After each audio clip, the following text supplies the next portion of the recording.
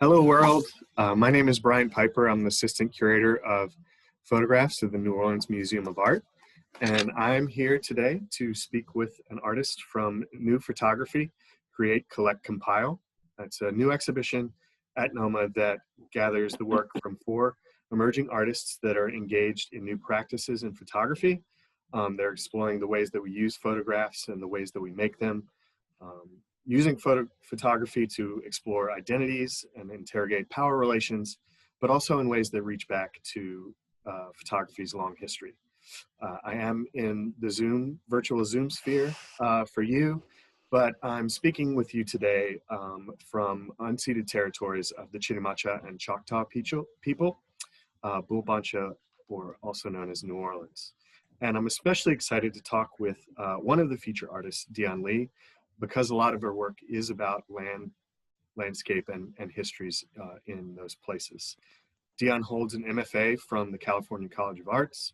She has exhibited at the Aperture Foundation, the Museum of Modern Art in New York City, among other places, and she has been a recipient of a residency at Lightwork in Syracuse, New York.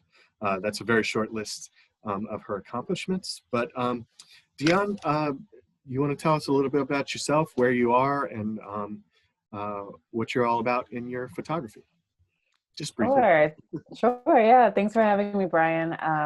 Yeah, I'm Dion, and I am currently in Oakland, California, which is the unceded territory of the Ohlone people. And it's kind of chilly today, so I'm just trying to stay warm.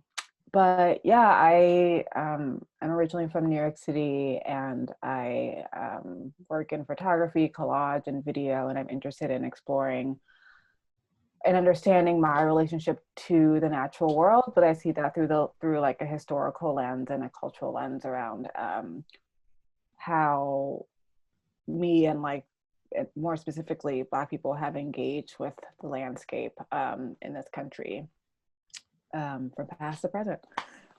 Yeah. Well, great, thank you. I guess maybe one thing to start with is it seems to me, well, you've expressed that research is a heavy part of your process in a number of ways, historical and otherwise. I mean, how do you approach that, and how does it inform your work?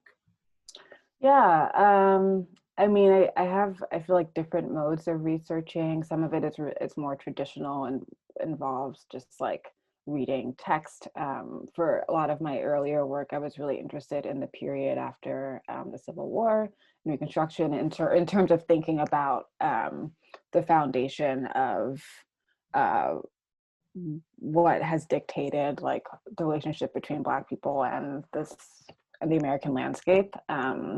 So sometimes our research is literally just like reading kind of dry things like that, or not dry, but and then and then other times it really, I've moved into embracing more of like what I've been referring to as a bodily research, or just research that's based in experience, experiential research, where a lot of the historical narrators that I look to actually mirror instances in my own personal life, and just seeing that thread there pushed me to understand that my own experiences in these spaces is just as valuable research as like reading about something that may have happened to somebody else or a group of people. And the other part of that, like the more bodily one, is just thinking, I've been doing a lot of, my work has revolved around wilderness survival skills lately. And these are things that I have tried to learn and practice myself. So things like learning how to make fire, or like even before I was making this work, I was really interested in like foraging and herbalism and like plant identification and things like that. So all of that combined, I feel like informs my practice. And how they all speak to each other. That's interesting. I'm interested in the survival classes that you're taking. What are those like? And I mean, well, I went to it was more, I went to a retreat last summer, that was like about learning ancestral skills. Oh, So it wasn't like branded as wilderness survival, but that's where I learned how to make fire. It's yeah. where I learned techniques for like mapping, like reading the sky, like the stars in the sky, and understanding like Hmm. distance in that regard. But yeah, I mean, the one experience that I cite often is learning how to make fire, because it was one of the hardest things that I've like ever had to do. And we did it with like a bow and drill technique. So it's like you have like this paddle on the bottom with like a stick, and you have like tinder and whatever. There's a few steps, but you're basically like rubbing this stick until you get a spark to move into your tinder bundle. But it was just, what was interesting about it was, one, like it requires, there were so many new muscles I didn't know existed Hmm. in my body through doing that. Hmm. And my teacher for the class had mentioned that across the world, like every culture had discovered how to make fire in the same two ways, which was really profound to me. And I was just like, wow, Yeah, that's really, like, it was a bow and drill, or literally the two sticks together. yeah, But thinking about like ancestrally, how this was a skill that like at one point most people or everyone had to know how to do, and like thinking about those muscles that have kind of, you know, just haven't been worked right in the same way, mhm, and those being like awake in that like 45 minutes that it took me of like doing that to get anything. And I yeah, actually needed help. I couldn't even do it by myself. But it was just like that awakening of these like muscles to me speaks to my interest in like ancestral memory and ancestral trauma, and how things live in the body and can be like dormant, but then can be like um, become awake, yeah. basically. I think of what you just said makes me think of the phrase of, muscle memory, and of Mm-hmm. Mm-hmm. being a way of being in the world and in the Yeah. land that absolutely interpolates your own body. Um, excuse me. One of the things that I think is most powerful about your work and most intriguing is how you are reconciling these broader histories in this country, but also globally and transatlantically, with your own lived experience. Being in those spaces, and I think that'll become clear to folks as we sort of walk through some of your work. So why don't we look at some photographs here? I'm going to try and share my screen. Um, and let's see if we can do that.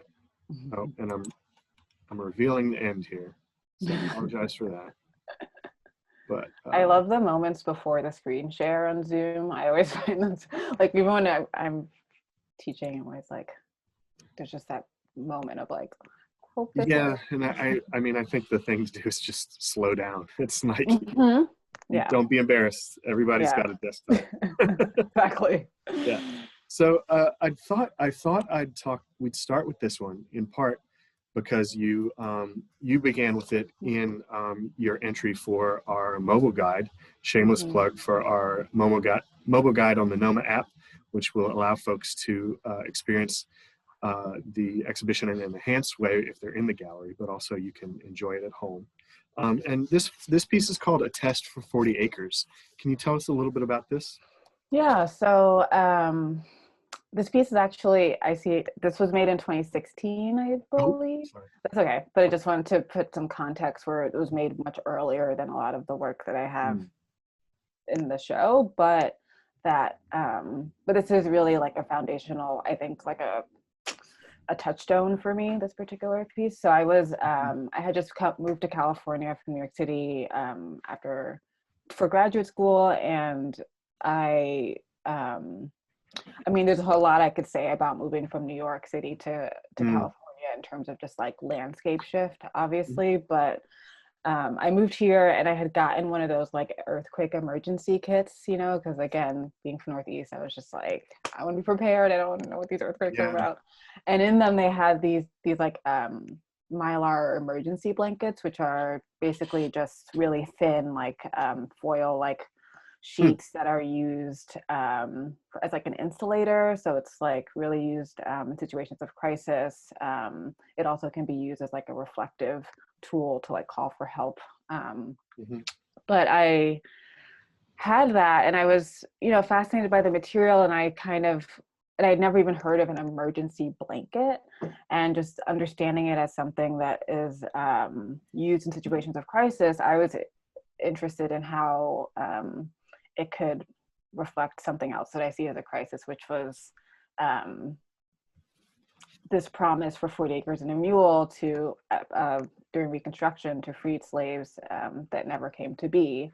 And I think I was interested in considering, like, what do we consider an emergency? Like, what could be reflected back to us if this material spread over land? But my goal was to make a 40-acre emergency blanket. I was like, I have to make, it has to be 40 acres. And I didn't know how big 40 acres was, because again, I was just like an ignorant city kid. So I was just kind of like in my studio, and I'm like, okay, I'm just gonna make this. I didn't do any math. I didn't try to think about it too hard. I just was like piecing all these blankets together. And then eventually, this is like for real. I think one day I was like, oh, I must be kind of like close, because it looks really small in this, but it filled up my studio, like up the walls, and it was massive. And eventually I realized that 40 acres is really massive, and that I wasn't going to be able to do that. And so I had decided to just, with what I had at the time, to just go out and try and make this piece anyway. And, even though I didn't get to 40 acres, to me that made, it just put in perspective, like, how difficult it is to like survey what is lost. Or like, understand the scale of a failure. And I had failed too, right? So there was this, so then it became a test. And I think that, I don't remember the exact figure, but in the 1619 project, it was stated that, if every freed person had received the 40 acres and a mule, that would have equal to like $6.4 trillion in wealth today, or something like that. So again, just thinking about the scale of like a crisis that I couldn't even like comprehend myself. Yeah. Yeah. So I have two sort of, well, a question is, so did you, a lot of your work, which we'll get to, involves things like collage and mark making and using found images. So did you, when you were starting out with this body of work, were you more thinking about it as, quote unquote straight photography, just making a clean sort of documentary piece? And how did you move towards other work? Yeah, for this piece, I kind of was, although, I said I made this. This is when I made this early in graduate school. And actually my goal of going to grad school was to abandon all of my like traditional photographies. Like I used to photograph, was only doing film, medium format. That was kind of just like the way I worked before. And this, I think this piece for me actually shows more of like my segue into like performance a little bit, where this image doesn't look, it doesn't seem like a performance, but me being out there trying to get this to lay flat in a windy landscape, like, and even the idea of like building this blanket, I was out there alone, it really it was more about like the gesture than the actual like final product for me. But in terms of even like collage, when I look at this image, the blanket is so, like, the texture of it is so weird. It actually looks like it's just cut and pasted onto it. Like, it doesn't look like it's really there, which I think is also interesting. But this was really one of the only like straight photos I made, I think, that year. So then I was interested in collage, but I had a lot of apprehension, I think, just coming from such a traditional background to like cutting up anything. Like, it felt actually really scary to me. And so it was a series of baby steps to get there. Another thing that I think this introduces, and we'll move on, is that so much of your work has, some ambiguities or dualities. Like when I see this, I mean, a question in my mind is, and other people have stated this too, is this an embrace, an act of safety for the land, with with the safety blanket on it, but it's also reflective, so it can also be read as kind of a distress signal, right? So it's, and that those sort of questions really animate a lot of the work. This next one might be a good place to talk about your ideas of performance in the photographs, and how important it is for you to insert yourself into some of these works. Yeah, it's, yeah, I mean, I do show up in my work. Part of that is like, on some level, the work is about me, or like I am a stand-in for like a larger narrative. I'm also always there, so it's like but not always like, yeah, but free model for the photographs, right? Yeah, but yeah, you're absolutely right. There is this I think just similar, like how it's important for me to also like have learned how to have taken a fire making class. It's important for me to I don't want to say perform, but to I don't know, to be present in my work in terms of like action, where it's like, okay, I probably could have just purchased a really large like Mylar sheet or something like that for the, but it was important for me to actually like piece a bunch of them together. And that like action to me is also a form of like research, because there is something you kind of do like enter into space when you're like, any artist knows when you're making something, but I think also when you're like performing or gesturing for the camera. So even in this piece, which is, I actually have a contact sheet of me going through all the steps, but this is the first step of making a fire, which is to make your fire bed, which is just clearing leaves so that you can like, so they don't catch on fire when you start building it. But you know, I went through I didn't make the fire for this, but I went through several steps for it to like capture this. So it's like, there's one photo, but there's a whole contact sheet of like other parts of this like fire. But this is the one that makes it, right? But yeah. No, I think we've discussed this, and as I've been talking about some of this work, there's also an element of inserting yourself not just into the landscape, but into photographs of the landscape. And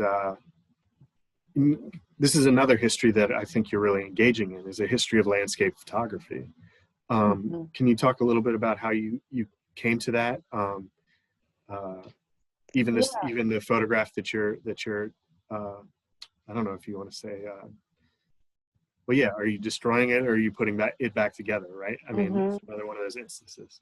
Yeah, I mean, I think also to go back to your question about collage, a part of my interest in it was just understanding the history of landscape photography and wanting to kind of disrupt that by ripping up or collaging with these really idyllic images of nature. So yeah, you said it, you were right on the money, where it's like this, for this particular piece, I was interested in resiliency of the land, but then also like how the relationship between humans and that land, and the relationship between destruction and how we have the potential to destroy, but also like repair.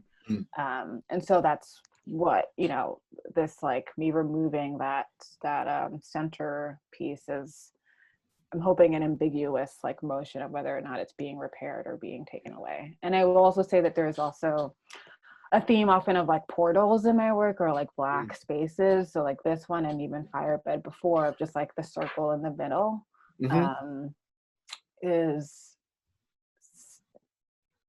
just something that keeps showing up that I do think of as like a portal, but also there's like variations to it. There's like the literal one, but when I, again, talking about the fire making and that like muscle memory, to me, performing these things, or these quote ancestral skills, that in itself is like a portal, you know, when like you awaken a memory that's like in your body. So.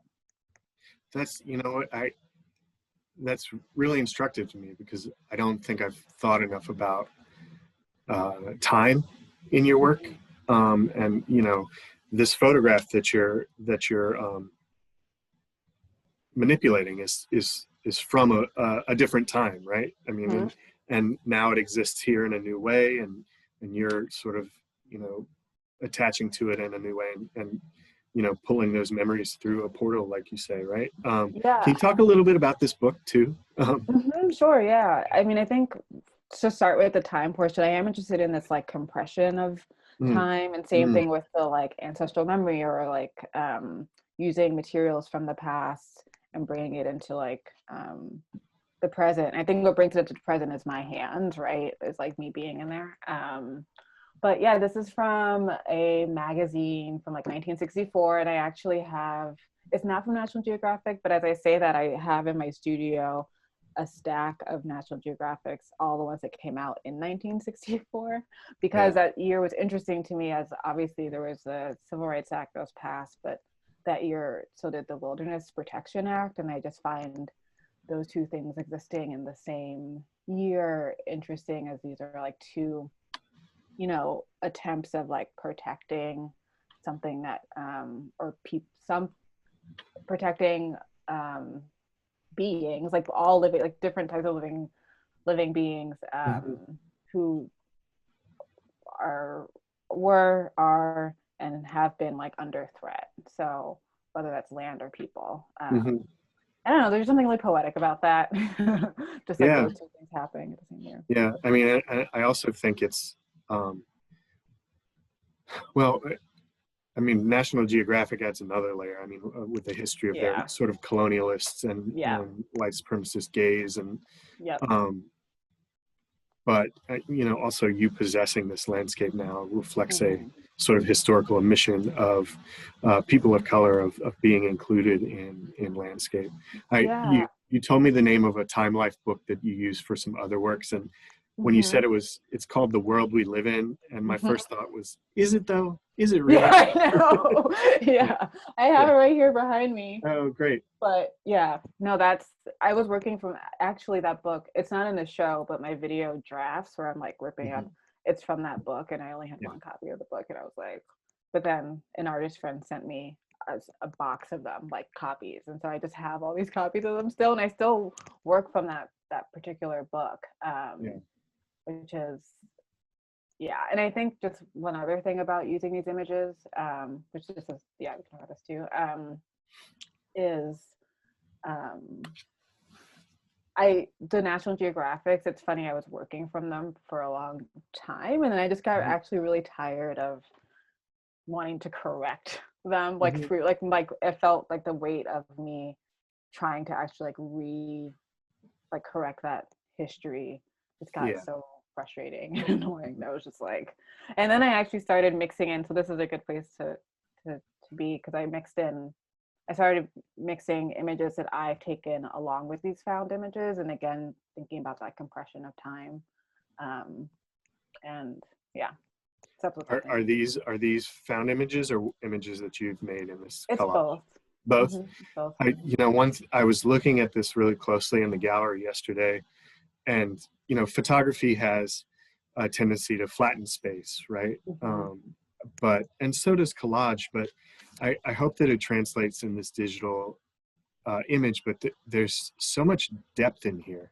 I mean, there's shadows here and behind here that give it a different quality from other photographs of collages that I've seen. Is this your shadow? That's my shadow. Oh, wow. Yeah. And you know why there's those other shadows? It's because I couldn't glue it down, because this was when I was still afraid to make collages. So it's like, I was just like, I can't glue this, but I can. That's so funny. But I think it adds another element that's pretty fantastic. So you didn't glue this, so this collage doesn't. It's like a temporary, and it also relates to that video I mentioned earlier, drafts, where I'm just doing this like constant like live collaging, and that's what I was doing just in the studio in general, and like photographing, and I liked that it existed in one moment, and then it just like it was gone. It doesn't. No, that's pretty great. This is another work with found imagery or actually you made the rope, I believe, or did No, you? it's found too. Okay. Could you talk a little bit about what is included in here, but also your process of making this print?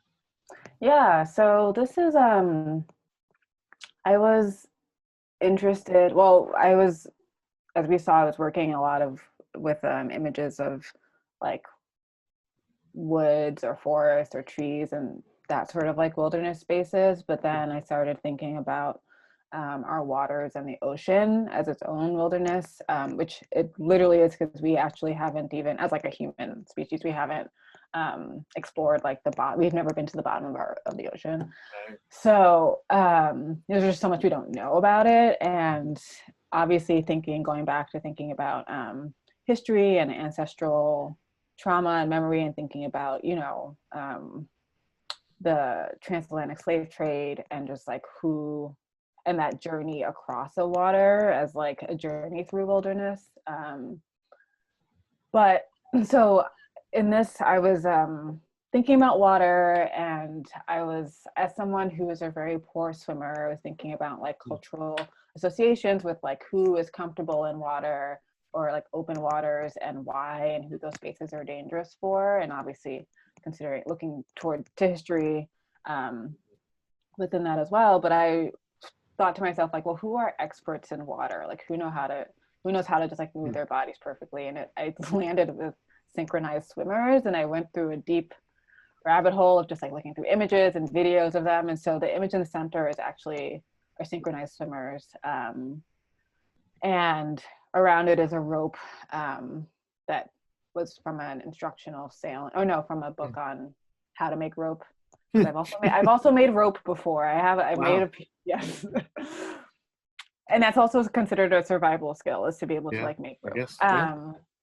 So yes, so sorry. This is a collage of negatives. Like I turned all this work into a negative and collaged it in a dark room to make this print, which is solarized, which is why the bodies have these like glowing edges.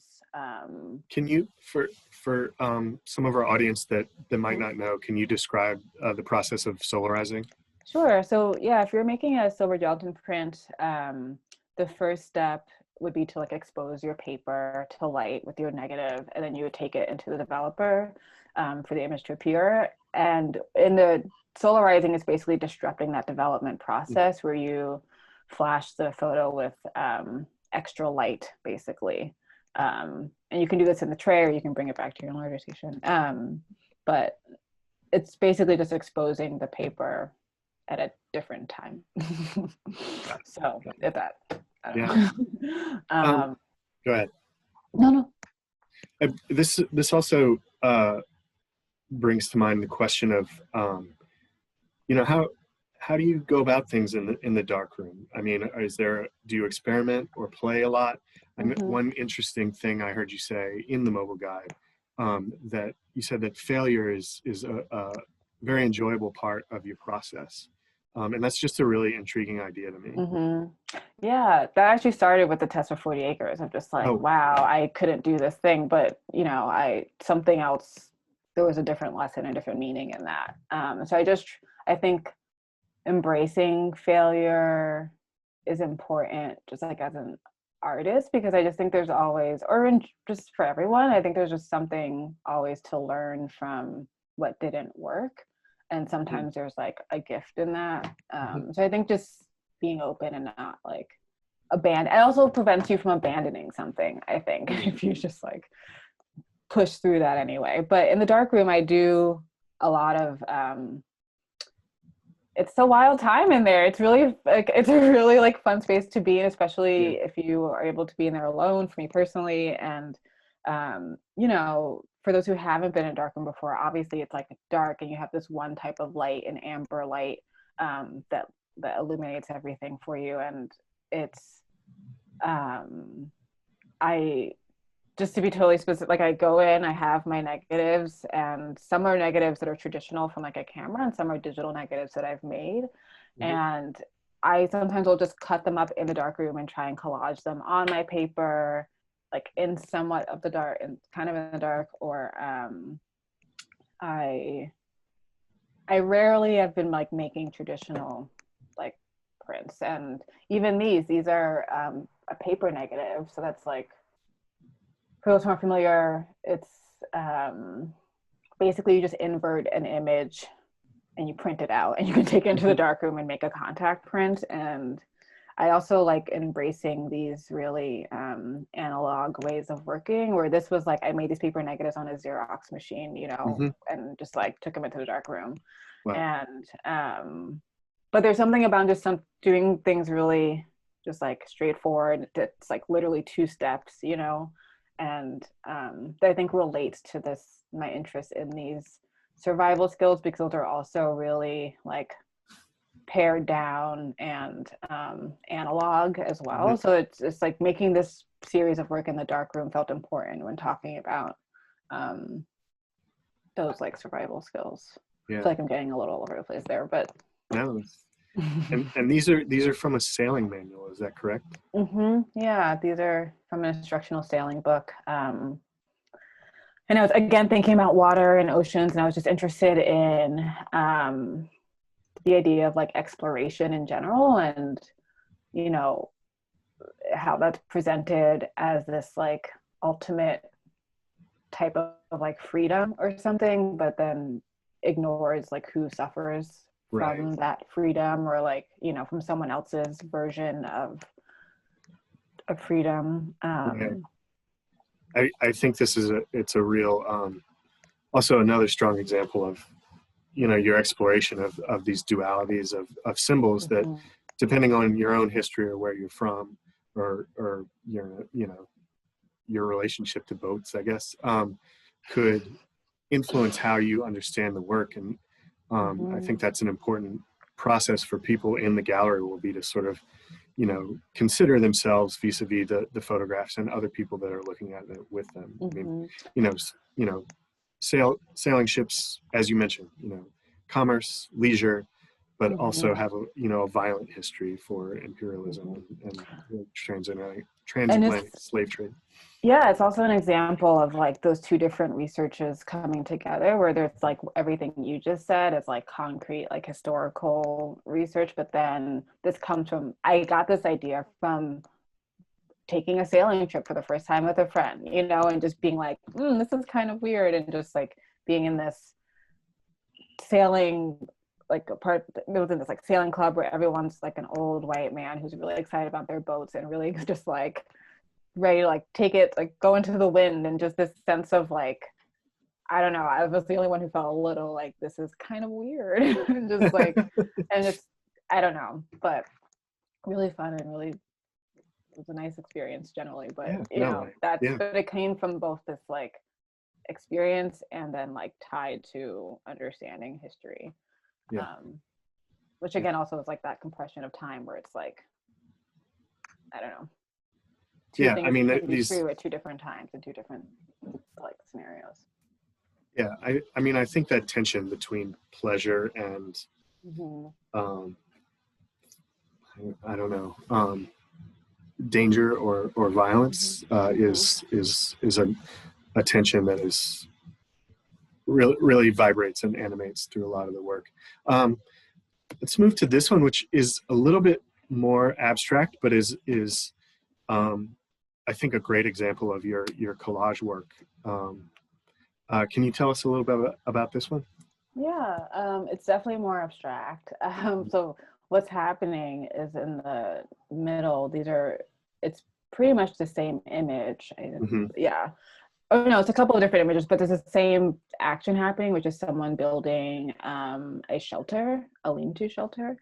And it's a mix of prints in there that are like solarized, that are actually inverted, and they're drawn on with graphite. But yeah, this was actually one of the first collages I made. Wow. Thinking about this, this type of thinking about the survival skills, and it's a weird one. I don't. It's hard for me because I feel like some of the collages for me become about gesture in a different way. So like the ones where I'm present in the photo, the gesture is clear, but in this, the gesture is like cutting things up and weaving things in and out of each other and layering them, or removing something then putting something back in place. And also mark making on the print, and right? mark making, yeah. And even like the black on the outside is just, that graphite is a rubbing of just like along I don't remember what floor surface I was on, but just like rubbing up. Oh. So it's like a relief of what was underneath the paper at the time. I had wondered if it was corrugated cardboard, but that's, yeah, no, that's might be. That's cool. You know, and I think that one of the things that has actually helped me think about this work is having it installed in the gallery next. So when we installed Fleet for folks in the gallery, it's hung in a grid, and so there's this. So it has this really, you know, rigid and it's very, the order is very important, the form, and this seems like when you look between them in the gallery, there's this sort of disruption of that form, playing with it and taking it in your hands and manipulating it, but also, like, you know, a square and a rectangle, that's not a very organic kind of shape, right? So I wonder, I don't know, there's this conversation there about nature sort of coming back and disrupting our urge to put things in order. I mean, I think that's definitely a part of it. And also for me, it's like at the beginning of this, and this is something I'm still thinking about, but I haven't been able to realize as a full piece yet, but I am thinking about the contact sheet a lot, which like if you flipped this over, you'd realize the squares are kind of in a grid almost, that are cut out. And I'm interested in the contact sheet in terms of like landscape and like the survey, you know what I mean? Just like understanding how contact sheets function as a survey. So this to me also, it's kind of like a deconstructed contact sheet where these were once laid out in a grid, but I've like cut out the grid and remixed it. So it's also about photography too. Yeah, that's exactly what I was gonna say. It's just, that's also very much about photography. Yeah. Awesome. Yeah, so call back to the medium, which I think a lot of the thread that I hope is apparent in a lot of the work, where, you know, thinking about like manipulating these images in the dark room, but having them, some of the images be found or from a different context, I think is also about our relationship to photos and how we interpret them or manipulate them, how they get manipulated through history, like the meaning of a photo gets manipulated through time, or changes. Absolutely. Yeah.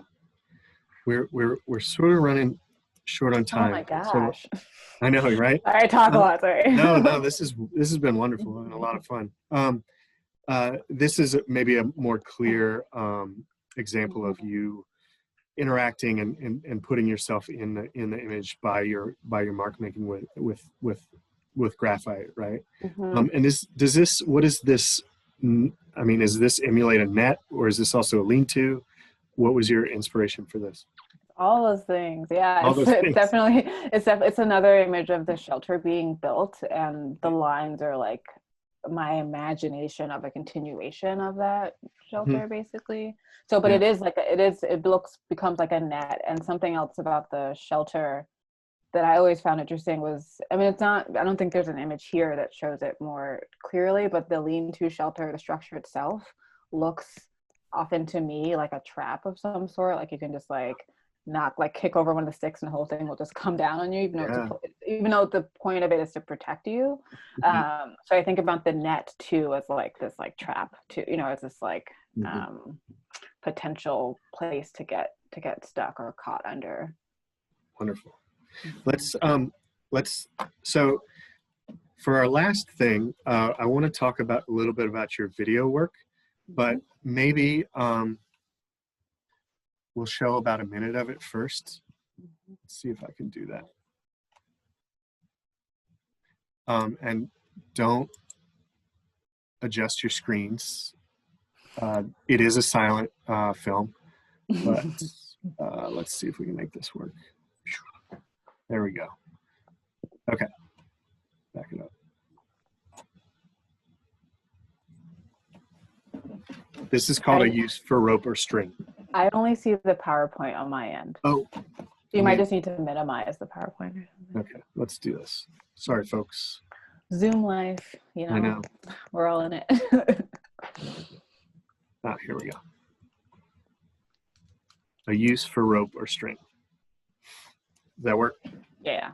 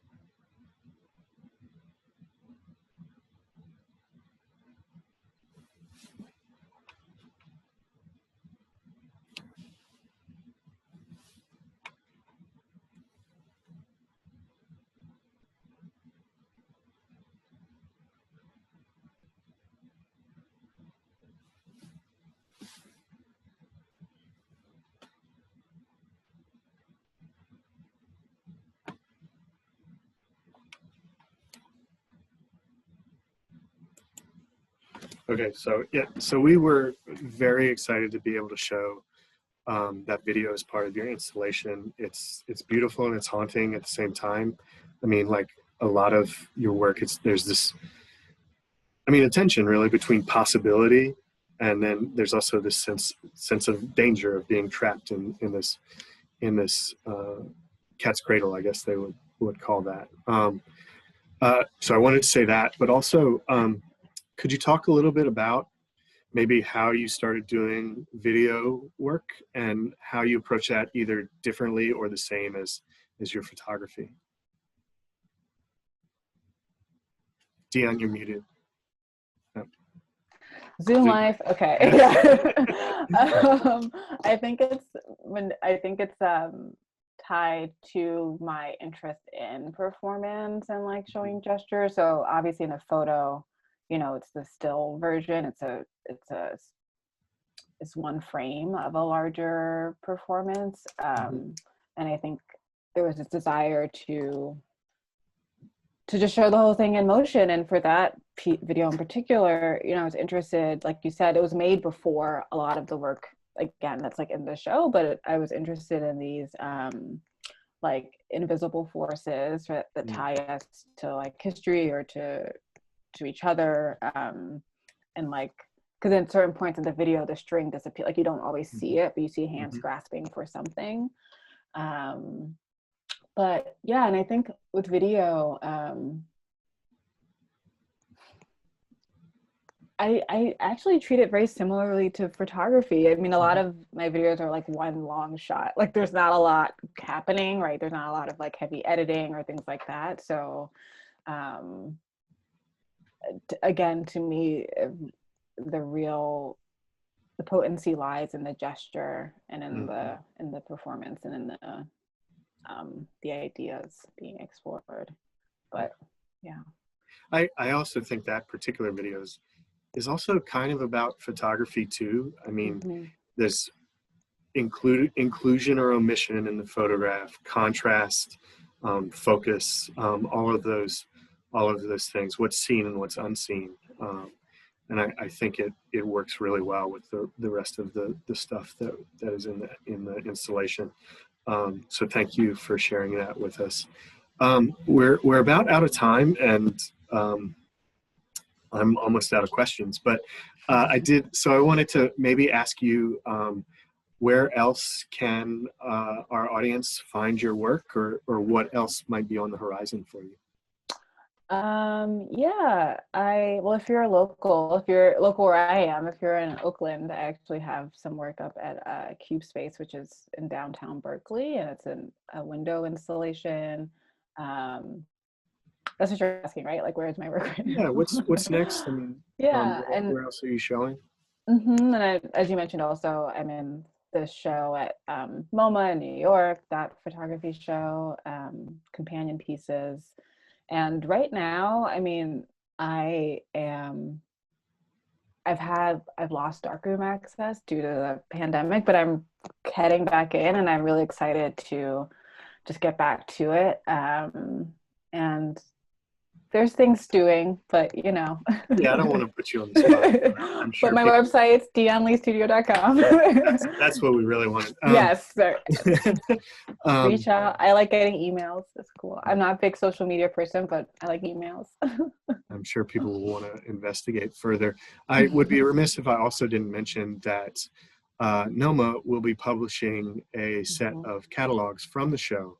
There will be 4 volumes, one for each artist that you can buy individually or as the set, and those will be released in 2021 before the end of the show, which runs, it's open now. If you can make it to the museum and feel like you can safely do that, please come by, and it'll be open until March 7th, 2021.